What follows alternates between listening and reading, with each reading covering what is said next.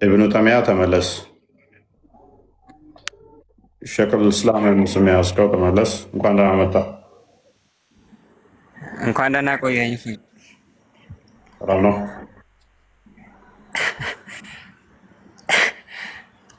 ኦኬ። አለ አለ ሰላም ነው። ስምን ቀይረ መጣ።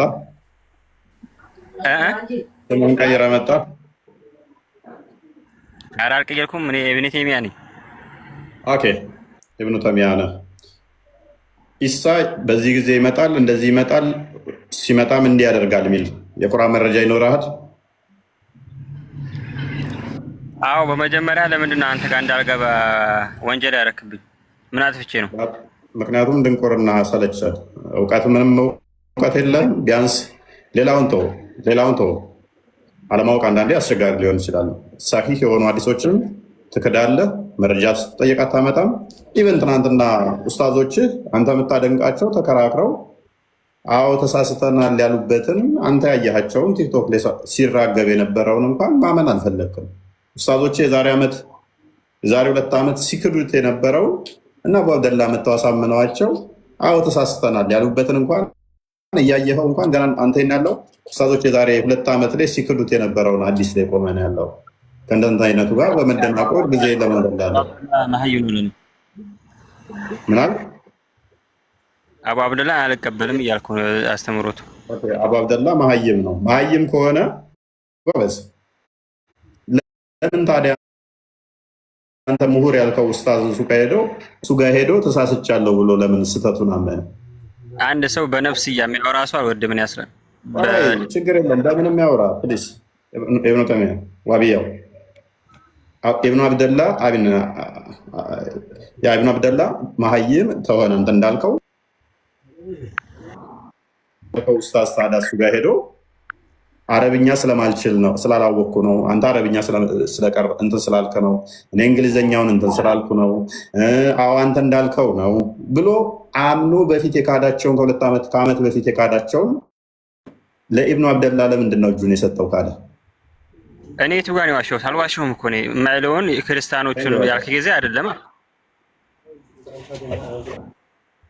አሁን ለጠየቁ ማስረጃ ይኖርሃል ወይንስ ከስር ሆነህ ትማራለህ?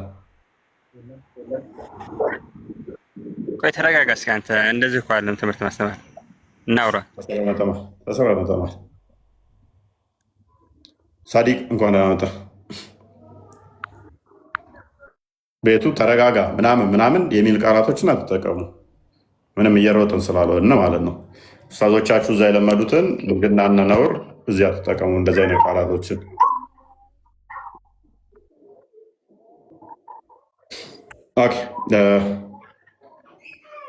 ኦስካር ይሰማል?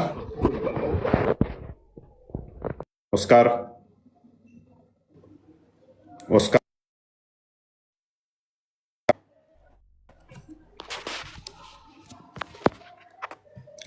አብዱራህማን ተመለስ። አብዱራህማን ተመለስ። ኒውል አህመድ ጀሚል አቤት። እንኳን ደህና መጣህ። መልካም። ኢሳ ተመልሶ ይመጣል ብለህ ታምናለህ? ኢሳ እንደ እስልምና አስተምሮ ነብይ የምትሉት አካል አለ፣ ባል ነብይ አለ ትላላችሁ። ያ ነብይ የሆነ አዎ የውመል ቂያማ ተመልሶ ይመጣል ደጃልን ለማባረር።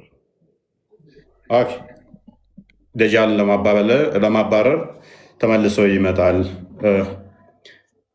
ከዛስ ምንድን ነው የሚያደርገው? መጥቶ ያው አላህ በሰጠው ዋና በሰጠው ኃይል ደጃልን ለማባረር ይመጣል እና የተረፈው ከዛ ሌላ እውቀት ብዙም የለኝም። አንድ ጥቅስ ልትሰጠን ትችላለህ? ደጃልን ለማባረር አላህ በሰጠው ቅዋ ይመጣል የሚል ከቁርአን? እኔ ጥቅስ ላወጣልህ አልችልም፣ ግን እንደተማርኩት አስታውሳለሁ። እሱ ቁርአን ላይ የሌለ ተረት ተረት ነው። ቁርአን ግልጽና የተብራራው ነው። ነገሮች ሁሉ አዘረዘራለሁ ቢልም አንድ ጥቅስ የለም። አለ የሚል ግን ሊሰጠኝ ይችላል። ኒውሊ ቀጥል። አሁን ማይክ እያነሳ ስለሆነ ደጋግመህ ኒውሊ ሚውል አብዱራህማን ተመለስ፣ አሊያም ላስወጣ ነው።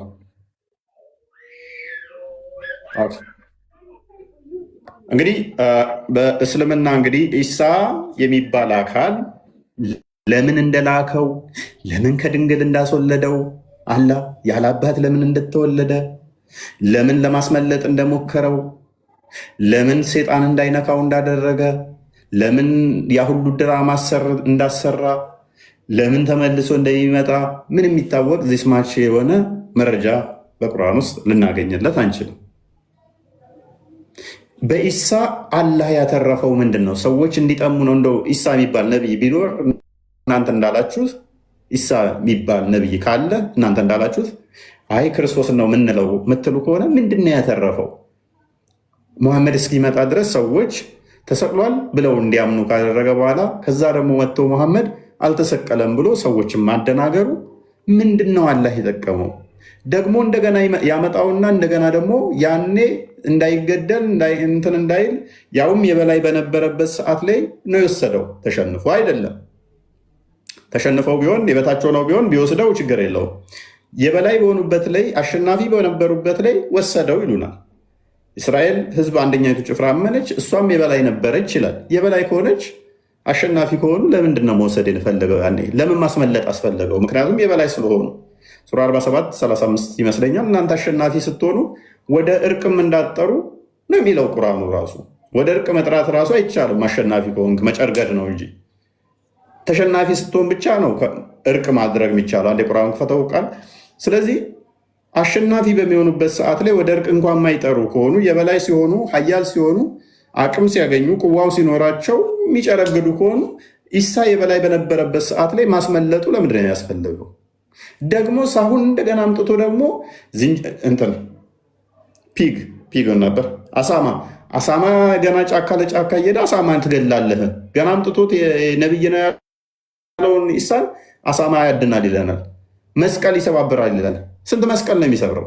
አንገቴ ላይ ያለ መስቀል ነው የሚሰብረው። ከዛ ከሰው ጋር ይገዳደላል። ገና መጥቶ ምንድነው ጥቅሙ? የኢሳ ምንድነው ሊጠቀምበት የፈለገው? አላህ ይህ ሁሉ ሰዎች እንዲጠሙ እንዲሆንበት ነው ያደረገው። ከዛ እንደገና ደግሞ አሁንም ሰዎች እንዲጠፉ ማለት ነው። 47 35 ምንድነው የኢሳ የመምጣቱ ጥቅም? አስቀድሞ ምንድን ነው? አሁንስ ደግሞ ተመልሶ መምጣቱ ጥቅሙ ምንድን ነው? በቁርአንስ ደግሞ ሰዎች በዋናነት በዚህ በስቅለቱ ላይ በደንብ በሚያምኑበት ላይ እናንተ አሸናፊ ስትሆኑ አላህ ከእናንተ ሲሆን አትድከሙ፣ ወደ እርቅም እንዳትጠሩ ይላል። አሸናፊ ከሆኑ የበላይ ከሆኑ ሀያል ከሆኑ ሙስሊሞች ይቅርታ ማድረግ ወይንም ደግሞ መታረቅ አይፈቀድላቸውም።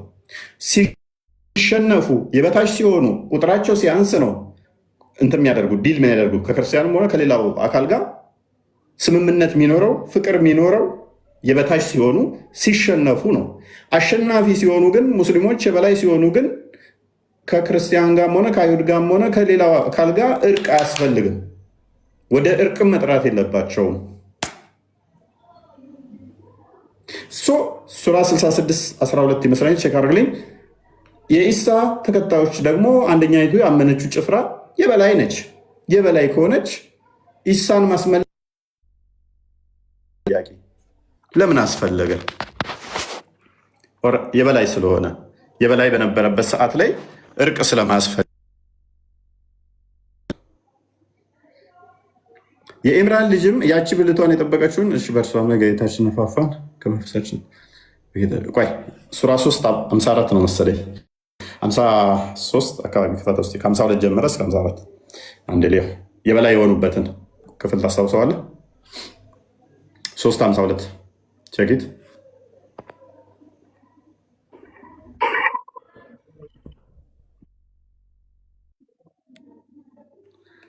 የእስራኤል ቆይ ኦኬ እሺ 52 ምን ይላል? ኢሳ በተሰማ ጊዜ ናቸው። ኦኬ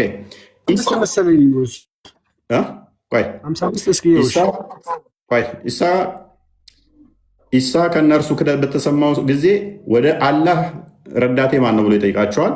ተቆርጦ የሚታየኝ ረዳቶች እነማን ናቸው አለ።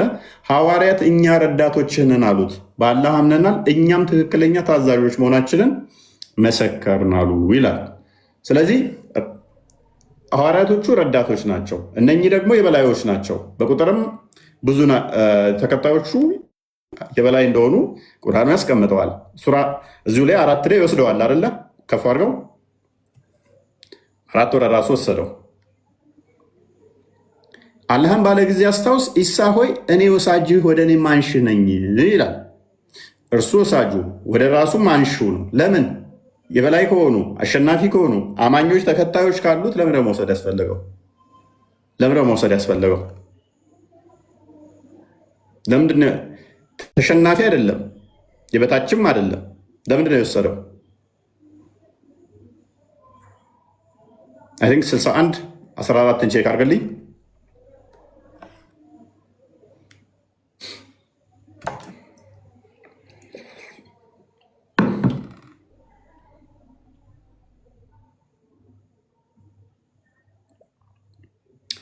ኦኬ እናንተ ያመናችሁ የመርየም ልጅ ኢሳ ሐዋርያቶቹ ወደ አላህ ረዳቴ ማን ነው እንዳለ ሐዋርያቶቹም እኛ የአላህ ረዳቶች ነን እንዳሉ የአላህ ረዳቶች ሆኑ።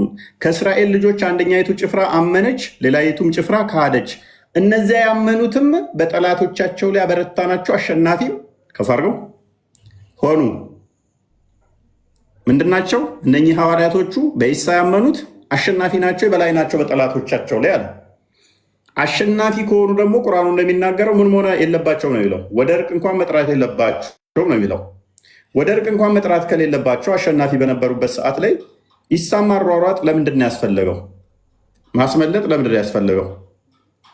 ኢሳስ ተመልሶ ይመጣል፣ መስቀል ይሰብራል፣ አሳማ ይገላል፣ በሽታው ሰዎች ይሞታሉ የሚል አንድ ጥቅስ አለው ከቁርአን። ከሌለ አላህ ይህንን ሁሉ እንዴት ዘነጋው? ትልቅ ነብይ ያለውን ተመልሶ የሚያመጣውን በፊት እንደዚህ ያደረገውን እንዴት ሊዘነጋው ቻለ? ምንድን ነው? ስለ መሐመድ ቤት አትግቡ፣ እንደዚህ አታድርጉ፣ እንደዚህ አድርጋችሁ ወሲብ አድርጉ ሲል ነብይ ያለውን ኢሳን ተመልሶ ይመጣል ያለውን አካል በግልጽ መናገር ለምን ከበደው? አላህ እና አይሻ እነ ዘይነብ እነ ኸዲጃ የሚወሩበት ስለምን አካተተው? ኦስካር እንኳን ደህና መጣ። እንኳን ደህና ቆየኝ። አንተ ደንቆሮ ነህ። ሲጀምር አንተ ምንም አይገባህም፣ እርኩስ ነው፣ ውሻ። ስለ ሰው ሃይማኖት እንደዚህ ከምታዝረከርክ ማለት ነው ይኸውልህ፣ በስርዓት ማስረዳት የምችል ከሆነ በስርዓት አስረዳ። ስለ ሰው ሃይማኖት አትንካ። አንተ መሀይም ነህ፣ እንደው ምንም አልተማርክም። የሚገርም ነገር አንተ ጥንብ መሀይም ነሽ። እናት ትበዳ ቦርኮ።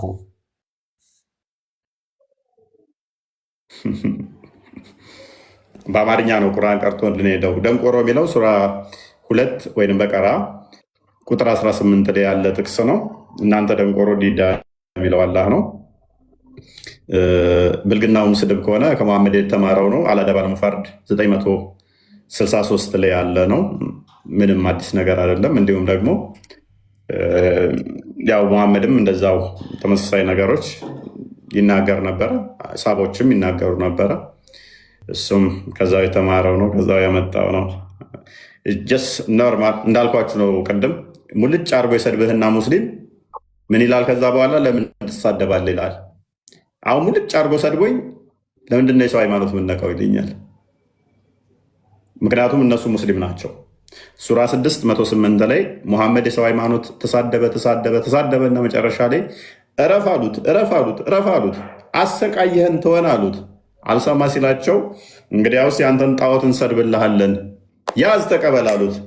አስቀድሞ የእነሱን ሲሳደብ ቆየና ሱራ 6:108 ላይ ሙሐመድ ዜን ቁርአን በተፍሲር ቼክ ማድረግ ትችላላችሁ። እንዲሁም ደግሞ አስባቦችን ባልዋይዲ መመልከት ትችላላችሁ። በደንብ አድርገው ያስቀምጠዋል። ሳቦቹ ምን ይሉ ነበረ? ይሄ ቁርአን ክፍል እስከወረደ ድረስ ሙልጭ እያደረግን እንሰድባቸው ነበር። ነገር ግን መጨረሻ ላይ የወረደው ይላል ቻሉን እና በሉ ተቀበሉ አሉን። አስታጥቀው ሲጠሉት መሐመድን ጠልዘው ሲጥሉት ሃይማኖታችሁ እንዳይሰደብ ሰዋስ ሃይማኖት በቃ ትሳደቧል። እዛችን ጥቅስ ይጠቅሷታል። ከዛ ደግሞ ልጭ አድርገው ይሰድቧችሁና እኛ እንሳደብ የሚሏቸዋል። ሃይማኖታችሁ እንዳይሰደብ አትሳደቡ ተብለናል ይላል። ሙሐመድም እንደዛው ነው ያደረገው። ሙልጭ አድርጎ ከተሳደበ በኋላ ለመኑት እምቢ ሲል እንግዲያውስ እንካ ተቀበላሉ። አስታጥቀው እንትን ሲሉት ኧረ ሃይማኖታችሁ እንዳይሰደብ የሰው ሃይማኖት አትሳደቡ ብሏል። በቃ አላህ አለ። ያው ተከፍቶላችኋል ቁርአኑ። ኤኒዌይስ ሙስሊሞች እንደዚህ ናቸው። ዞሮ ዞሮ ኦዲየንሱ በደንብ ስላወቀ ምናልባት በዚህ ውስጥ የሚደናገር የሚሸወድ አለ ብዬ አላምንም። የሚሸወድና የሚደናገር የለም። ኦኬ በደንብ አስተውሉ። እንግዲህ ኢሳ የሚባል ነብይ ነው እንዲህ ነው የሚሉት ቁርአን ግልጽና የተብራራ ነው የሚሉት። የታለ ግልጽነቱ? የታለ የተብራራነቱ ነው? አብዱራህማን እንኳን ደህና መጣ። ደህና ቆያችሁ። መልካም ሰላም። ገቢ ጥቅሶች እንትኖችን ሰምታችኋል፣ ጥያቄዎችን ብዬ አስባለሁ።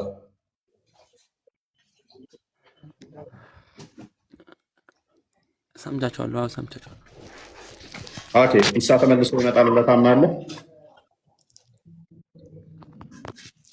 ይመጣል። ለምንድን ነው የሚመጣው?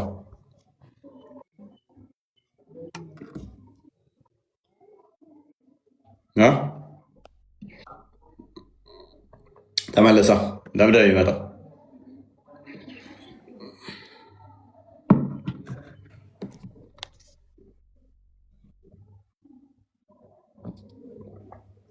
ለምንድን ነው የሚመጣው? ተመለስ።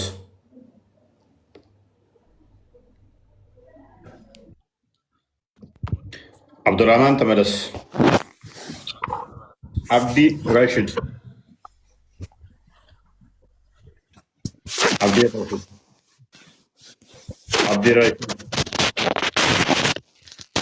አብዲ ራሽድ ደረሰው። በእናትህ ጆሮአችንን ቀደድከው እኮ።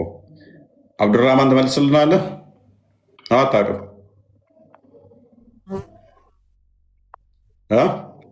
እሺ እኔ እያወጣሉ ንቀስበ ነው። ኦልራይት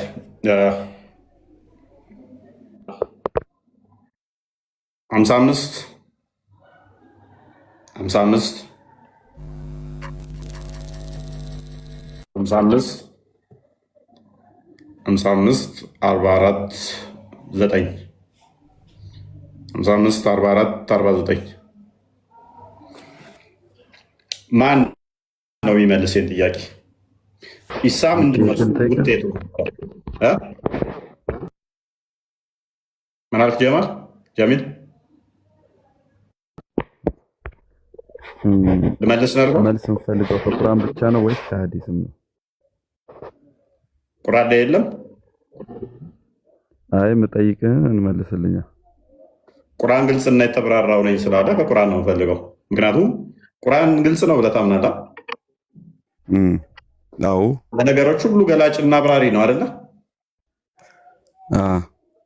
ስለዚህ ለነገሮች ሁሉ ገላጭና አብራሪ ከሆነ አንድም ነገር ካልተወ ቁርአን ኢሳ ተመልሶ እንደሚመጣ፣ ጂዚያ እንደሚያስቀር፣ በሽታው ሰዎችን እንደሚገል፣ ደጃልን እንደሚገል፣ ደጃል የሚባል እንዳለ፣ መሂዲ እንደሚመጣ፣ ተመልሶ እንደሚመጣ፣ ኢሳ መስቀል እንደሚሰብር፣ አሳማ እንደሚገል፣ እስቲ አንዱን እንኳን ከነኚህ ካልኳቸው ውስጥ አንዱን እንኳን ሲያሳየኝ። ሙስሊም የሚከተለው ቁርአንና ሐዲስን እንደሆነ ታምናለህ? አላህ አላለህማ። አንተ በምታምነው ቁርአን አይደለም። አይ ሙስሊም የሚከተለው ሐዲስ ቁርአን እንደሆነ ታምናለህ አንተ? አላምንም። እሺ ሰምተህ አታውቅም? አልሰማሁም። እኔ ተረት ተረት ስለማልፈልግ ማለት ነው። ምክንያቱም ነብይ የሚከተለው ሐዲስን ነው ወይንስ ቁርአንን ነው? እኔ የምጠይቅህ ለምን አትመልስልኝም? መልስልኝ። ነብይህ የሚከተለው ቁርአንን ነው ወይንስ ሐዲስን ነው?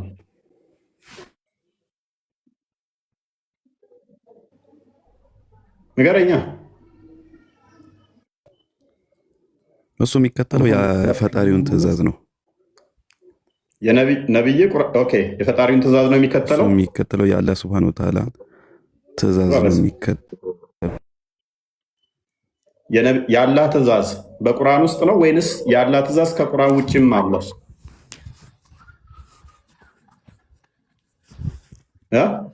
አላህ ያወረደለት መሐመድ ጎበዝ፣ አላህ ወደ መሐመድ ያወረደው በቁርአን ውስጥ ነው ያለው ወይንስ ከቁርአን ውጭም ነው? እሱ ይኑር አይኑር እርግጠኛ አይደለሁም። እኔ አላነበብኩም። እርግጠኛ ካልሆንክ እሺ፣ አላህ ያወረደው ደግሜ ልጠይቅ፣ በደንብ አስተውል። አላህ ያወረደው ወደ መሐመድ መገለጥ ብሎ በቁርአን ውስጥ ነው የሚገኘው ወይንስ ከቁርአን ውጭም ነው የሚገኘው? እርግጠኛ አይደለሁም። ወላሁ አለም። እርግጠኛ ካልሆንክ እሺ፣ አላህ ያወረደው በቁርአን ውስጥ ይገኛል አይገኝም? ሊኖር ይችላል። አላህ ቁርአን ራሱ ያለ መገለጥ አለም እንዴ? ነው። ስለዚህ እርግጠኛ የምትሆነው አላህ እንዳወረደው ቁርአንን ነው እንጂ ከቁርአን ውጭ አላህ ያወርድ እንዳይወርድ ምንም እርግጠኛ አይደለም። ስለዚህ እርግጠኛ ካልሆንክ ሐዲስ ተፍሲር ምናምን አትበለኛ። አላህ ያወረደው እርግጠኛ የምትሆነው ወደ መሐመድ ቁርአን ነው። አዋቂዎችን ብጠይቅ ግን አይሻልም? ከኔ የተሻሉ አሉ ብዙ የሚያውቁ። እኔ እንደምሻል አታውቅም። እንደ ቁርአን አስተምሮ አላህ ባወረደው ቁርአን ውስጥ ደግሞ እኔ ይሻላለሁ አዋቂ ከምትላቸው። አይ እነሱን መጠየቁ ግን ይሻላል። አንተ እኛን ከምትጠይቅ እዚህ ገስት ላይ የሚገቡ ብዙዎች ስቲል እያልኩ ያለሁት እናንተ ራሳችሁ ካላወቃችሁ እኔን ነው ጠይቁ የተባልከው እያልኩ ነው። መረጃ ትፈልጋለህ?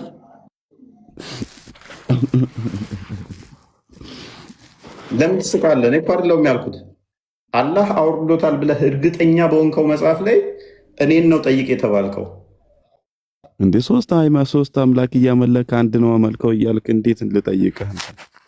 ምን አውቄ እንግዲህ እኔ ሶስት አምላክ አላመልክም። እንደው ሶስት አምላክ ነው የምታመልከው ብለህ ካሰብክ ግን ጭንቅላት የሌለው የምታመልከው አንተ ጭንቅላት አልባው እግሩ ማገናዘብ ስለማይችል ሶስት ያመልካሉ ብሎ ነግሮህ ከሆነ ስለዚህ ትጠይቀኛለህ። ጠይቃቸው ስላለ እኔ ደግሞ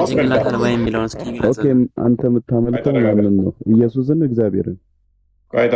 ቆይ አሁን ፖይንቱ ላይ ግባና ስለዚህ ሶስት አምላክ ነው የምታመልኩት ብለህ ፕሪሳፖዝ አድርገህ እንደዛ ከሆነ የምታምነው ስለዚህ አላህ ጭንቅላት የለውም ማለት ነው። ስለዚህ አያገናዝብም፣ አያውቅም። ሶስት አምላክ ነው የምታመልኩት ካለ አሁን አምሳያ የለውም። እሱ አምሳያ የለውም፣ አይወልድም፣ አይወለድም። ማንም አምሳያ የለውም። እሱ ነው ሚስት ስለሌለው ነው ያልወለደው። ሚስት ቆይ ጀሚል የትም እንደኔ እኔ ጋር ጭውዌ እንደዚህ አይነት ጭውዌ የለም። ሱራ 601 ላይ ሚስት ስለሌለው ነው ያልወለደው። ሱራ 39 4 ላይ ደግሞ ምናልባት ከወርላይኖች እና ከጂኒዎች ከጋንንቶች ጋር ከመላይኮች ጋር ከፈለገ ሊወልድ ይችላል። አይወልድም የሚል ደግሞ አይደለም ጥቅሱ። አልወለደም አልተወለደም ነው እንጂ አይወልድም አይደለም። እኔ አልወለድኩም፣ ወደፊት ግን ልወልድ እችላለሁ። አላህም አልወለደም ማለት ወደፊት ሊወልድ ይችላል። ምክንያቱም ሱራ 39 4 ላይ ያንን ስለሚጠቁም አምሳያ የለውም ያልከው አምላክ አምሳያ እያስረዳን ቢሆን አይሻልም? ሌስሚታል አምሳያ አለው። ምንድነው ፖለቲካ ምስራው? እሺ ግለጽልናል። እሺ ከስር ሆነ ተማር። ስለዚህ ጀሚል ብዙም ርቁ ሳትሄድ አሁን ቁርአኑ ላይ ትቆምና ስለዚህ አምሳያ ኖረው አልኖረው ያልከው አካል ሚስት ሳይኖረኝ አልወለድኩም ያለው ወይ አካል ሚስት ሳይኖረኝ ልጅ እንዴት ይኖረኛል ያለው አካል እኔን ጠይቅ ብለዋል። አሁን ቁርአኑ ላይ መቆም ትችላለህ ወይንስ አልችልም ብለህ እጅ ሰጥተህ ለሌሎቹ ታልፋለህ?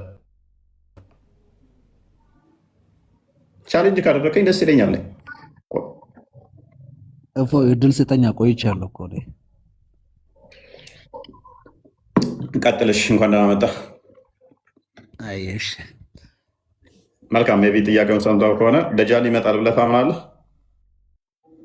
ደጃል ወይስ ኢሳ? ሶሪ ኢሳ። ቀደም ስትጠይቅ የነበረው ጠይቀኝ። ኢሳ ይመጣል ብለህ ታምናለህ? በደንብ ነው። ስለዚህ ኢሳ ይመጣል፣ ደጃልን ይገላል፣ መስቀል ይሰብራል፣ አሳማ ይገላል፣ ጂዚያ ያስቀራል። እንደዚህ አይነት ነገሮች ታምናለህ? አዎ የጠየቅን ጥያቄ ኢሳ ይመጣል፣ ደጃልን ይገላል፣ አሳማን ይገላል፣ መስቀልን ይሰብራል ነው ብለህ እየጠየቀኝ ነዋ። እንደዛ ታምናላችሁ? ስለዚህ እንደዚህ ይሄን ታምናለህ አንተ እያልኩ ነው። እንደዛ ብለህ እየጠየቀኝ ነው አይደለ? ታምናለህ ወይ? እንደዛ ብላችሁ ነው ወይ የምታምኑት? ጥያቄ ነው። እንደዛ ብለህ እየጠየከኝ ነው አይደለ? አዎ፣ እንደዛ ብላችሁ ታምናላችሁ ወይ? እንደዛ ወሬ ስለሰማሁኝ መረጃ እየፈለኩ ነው። ታምናላችሁ ወይ ነው። እንደዛ ነው እያልኩ አይደለም። እኔ ነው እያልኩ አይደለም። ኢሳ ይመጣል ብዬም አላልኩም። እኔ ይመጣል አላልኩም። ደጃልን ይገድላልም አላልኩም። አሳማ ይገላልም አላልኩም። በሽታው ካፊሮች ይገደላሉም አላልኩም። መስቀል ይሰብራልም አላልኩም። እናንተ ግን እንደዛ ብላችሁ ታምናላችሁ ወይ እኮ? ብዙ ደቂቃ ተቀምጬ እዚህ ጋር ያዳመጥኩ ነበር። ስጠይቅ የነበረው ኢሳ ይመጣል፣ ደጃልን ይገላል፣ መስቀልን ይሰብራል፣ አሳማን ይገላል፣ ክርስቲያኖቹ በሽታ ይገላል ብለህ ስጠይቅ ነበር። እንደዚህ ብለህ ታምናለህ ብለህ እየጠየቅ ነው አይደለ? እንደዛ ብላችሁ ታምናላችሁ? እሺ፣ ኦኬ። ይህንን ጥያቄ ከቁርአኑ ወይስ ከምንድን ነው አንስተህ እየጠየቀኝ ያለው? እኔ እንደዛ ታምናላችሁ ወይ? እንደዛ ስለሰማሁኝ ከምንም አላገኘሁትም። ለዚህ ነው እችን አርጉመንትህን ስላወቅኳት እንደዚህ እንትን እንደምትል ይመጣል አለኝ መጥቶ ምን ይሰራል አደረግኩት።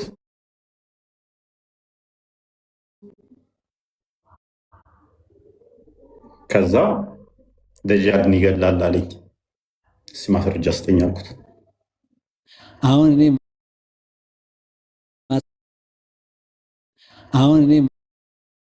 ማስረጃ እንዳልጠይቅ ቀየርከው። ምክንያቱም ልታደርግ የፈለግከውን ገና ስጀምር አርጉመንቱን ስጀምር ስለገባኝ ማለት ነው። ወዴት ልትሄድ እንደሆነ ወዴት ሊድ እያደረግከው ጥያቄ እንደሆነ ስለገባኝ እኔ ደግሞ ያን እድል አልሰጥህም። ብሰጥህ ምንም አታመጣም። ብሰጥህ ምንም አታመጣም። መጨረሻ ሰጥህና እድሉን ሰጥህና እለጥፋለሁ በሱ ግን እድሉን አልሰጥህም። ወረድ በመጀመሪያው ኢሳ ወደ አላህ ተወስዷል ብለህ ታምናለህ አይደለ? አሁን አውጥተህ አንብብልኝ። እሺ፣ አንተ ያየውን የቁርአን አንቀጽ አውጣና አንብብልኝና ጠይቀኝ። አይሻልም እንደዛ? እኔ ለምን አወጣለኝ? ነገርኩ እኮ ከመጀመሪያውኑ እንዳትጠይቀኝ አድርጌ ነው የዘጋሁብህ አልኩህ። ወደ ሊድ ልታደርገው እንደፈለክና ልትጨቃጨቅ እንደፈለክ ስለገባኝ ያንን እድል አልሰጥህም አልኩህ እኮ። በመጀመሪያ ከሰማኸኝ አልሰማኸኝም እንደሆነ እንጂ ከየትም አላገኘሁትም። በቃ ብያለሁኝ እኮ የአንተን እምነት ነው እንጂ የምጠይቅህ አላየሁትም፣ አላነበብኩትም። እንዲህም ብዬ አላምንም ብዬ ዘግቼብሃለሁ። ስለዚህ ከዚህ ወጣ ምናምን ብለህ ልትለኝ አትችልም ማለት ነው። ለምን ኢሳ ይመጣል ብዬ አላምንም ብዬሃለሁ ማለት መጥቶ ደጃልን ይገላል፣ ኢሳም ይባላል፣ ይመጣል፣ አሳማ ይገላል፣ መስቀል ይሰብራል፣ እንደዚህ ብዬ አላምንም። ይህም የኔ አይደለም ብያለሁ። ከየት ምናምን አመጣው ብትለኝም አንተን ነው የምጠይቅህ። አይ እንደዚህ አናምንም ካልከኝ እጄን ስሜ እቀበልሃለሁ፣ ጨብጠሃለሁ። ምክንያቱም የለም ብዬ ነው ማምነው። አለ ካልከኝ ደግሞ አርጊው እናደርጋለን። እሺ፣ ግልጽ አርግተህ ጠይቀኝ። እሺ፣ ይቅርታ፣ ግልጽ አርግተህ በደንብ ጠይቀኝ። እስኪ ጀሚልን ስጠይቅ አብዱራህማን ስጠይቅ ነበረው ጥያቄ ጠይቀኝ። ስለ ኢሳ ያለህን አስተምሮ ንገረኝሽ። አሁን ለምን ቀየርክ? መጀመሪያ ልጆቹ አያውቁም ብለህ እንደዛ ስጠይቅ ነበር አይደለ? አሁን ለምን ቀየርክ? ስለ ኢሳ ልነግረኝ ትችላለህ? እሺ እፎይ፣ ስለ ኢሳ ምን ብዬ ልንገርህ? ኢሳ ሁኔን ያለው እንዴት ነው የሚሆነው? ወደፊት እንዴት ነው የሚሆነው? ከቁርአናዊ ጥያቄ ጠይቀኛ። እኔ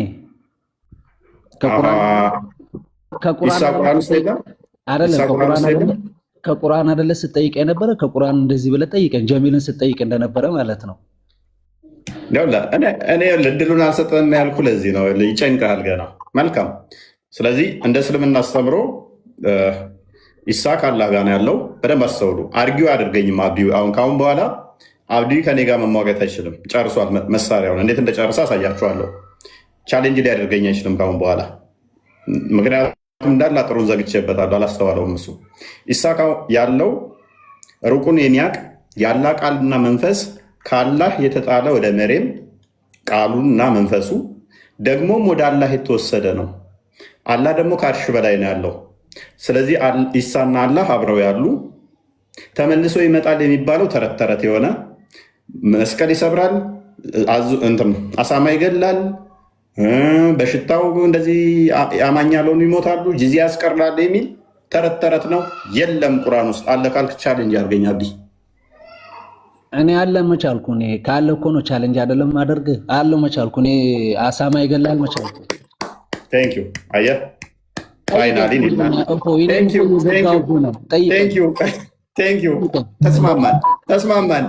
ተስማማን። ስለዚህ እኔ እናንተ አንጣላም። አሳማ ይገላል የሚሉት ተረት ተረት ነው። መስቀል ይሰብራል የሚሉት ተረት ተረት ነው።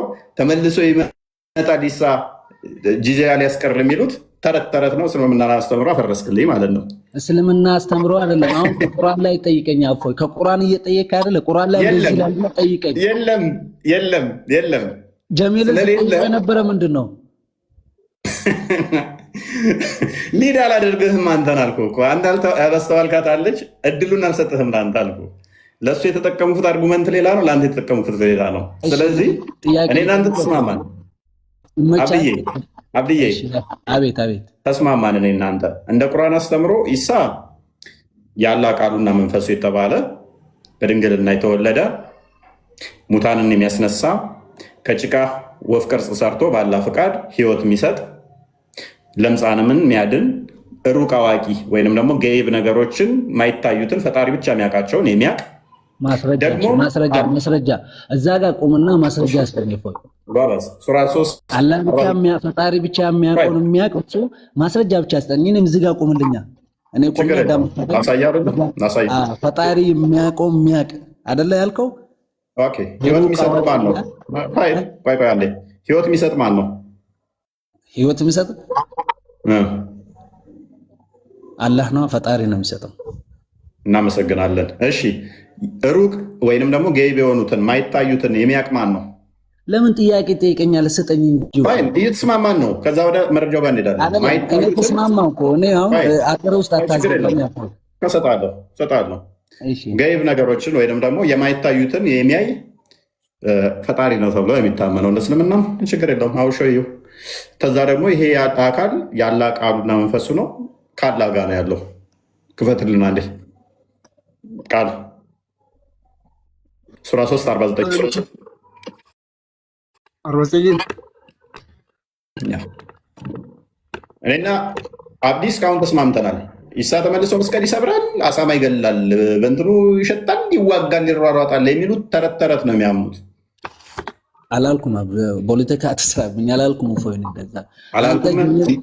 ራሱ እንደሌለ ተስማማናል። ይሄ አስተምሮ እንደሌለ ተስማማናል። ጀሚልን ስጠይቅ የነበረ ጥያቄ የጀሚልን አርጉመንት አንተ ጋር አልተጠቀምኩትም። ለምንድን ነው መሰለ ገና ስጀምር አሪፍ ሆናለሁ ብለህ ትዊስት ለማድረግ ገና ስጀምረው፣ ስለዚህ አንተ ላይ እንዴት እንደመለጠፍ እንዳለብኝ ስለማውቅ የራስን አስተምሮ ማስካት እችላለሁ። እንደዚህ ላስፍሩ። የጠቀስኩትን ላምጣው። ወደ እስራኤል ልጆች መልእክተኛ አድርገዋል። እኔ ከጌታዬ ዘንድ በተአምር ወደ እናንተ መጣሁ። እኔ ከኔ የመጣው ከአላህ ዘንድ ነው የመጣው። ምክንያቱም ሱራ 171 ላይ ከአላህ የተጣለ ምን ቃሉና መንፈሱ ስለሆነ፣ ደግሞም ሱራ 3 እዚሁ እናሳያቸዋለን 54 ላይ ወደ አላህ የተመለሰ ስለሆነ፣ ስለዚህ ምን አለ? እኔ ከጌታዬ ዘንድ በተአምራት ወደ እናንተ መጣሁ። ከየት ነው የመጣው? ከአላህ ነው የመጣው ማለት ነው። እኔ ለእናንተ ከጭቃ እንደ ወፍ ቅርጽ እፈጥራለሁ። ምን እንደ ወፍ ቅርጽ እፈጥራለሁ፣ በእርሱም እተነፍስበታለሁ። ልክ አላህ ፍጥረትን ፈጥሮ ብሎ እንደነፋባቸውና ሕያው እንደሆኑ ማለት ነው። እተነፍስበታለሁ፣ በአላህ ፍቃድ ወፍ ይሆናል። ወፍ የሆነው ህይወት ያለው ነው አይደለም? አብዲ መጨረሻ ላይ አንብባ ጨርስልኝ። ችግር የለውም። እችኛውን ጨረስም። ሁለተኛው ሌላኛው ሌላ ነው አይደለም? መጨረሻ ላይ የሚለውን አንብባ። በእርግጥ ለእናንተ ችግር የለውም። በአላህም ፍቃድ ዕውር ሆኖ የተወለደውን ለምጻሙንም አድናለሁ፣ ሙታንንም አስነሳለሁ። የምትበሉትን በደንብ አስብ። ገይብ ነገሮችን ያልኩ ይሄን ነው።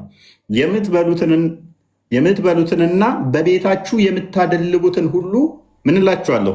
እነግራችኋለሁ።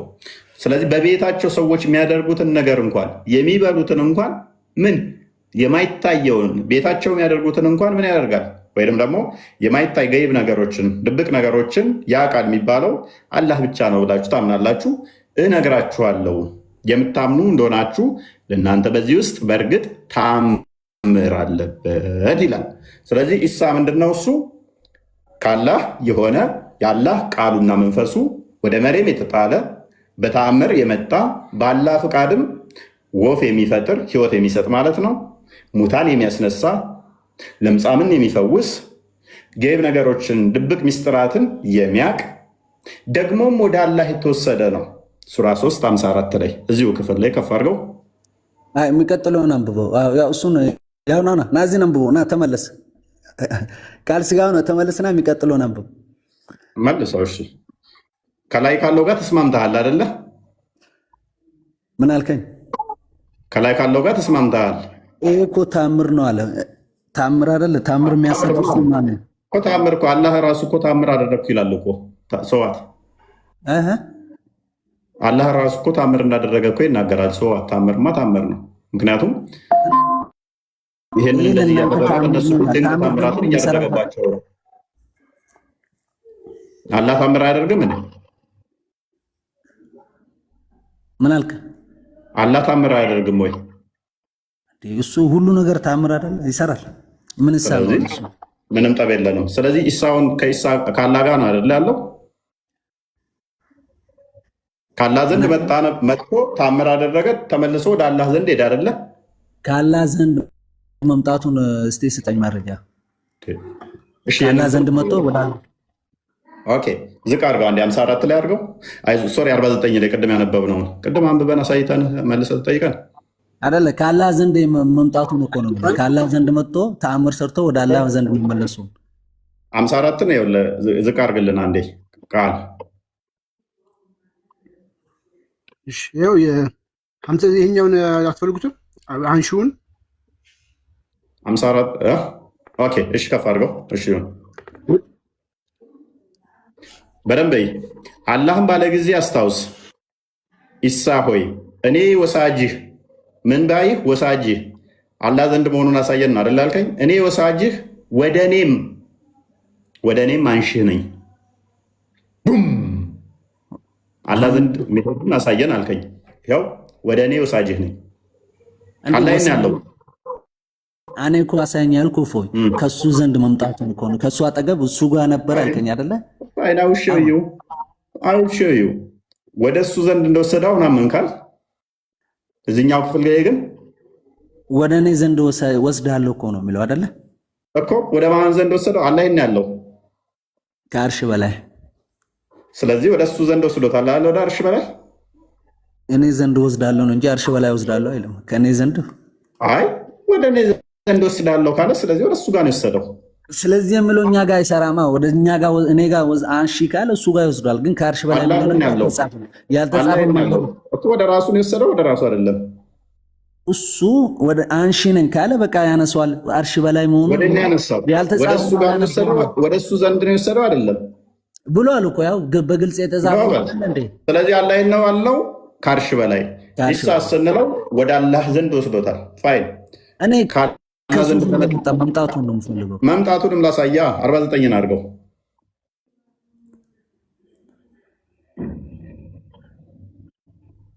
እፎይ እስከዛ ጥያቄ ልጠይቅ ይችላል? 49 አድርገው።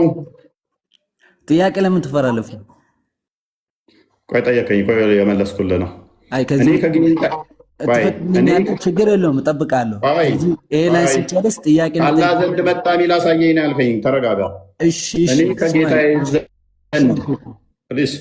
እኔ ከጌታዬ ዘንድ በተአምር ወደ እናንተ መጣው አይልም? በተአምር መምጣቱ እንዴት ነው? ያለ እናት መወለዱ አለለ እንዴ? ከማን ዘንድ ነው የመጣው?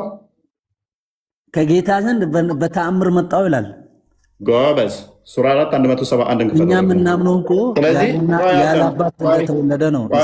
ከአላህ ዘንድ መምጣቱን አሳየኝ አልከኝ።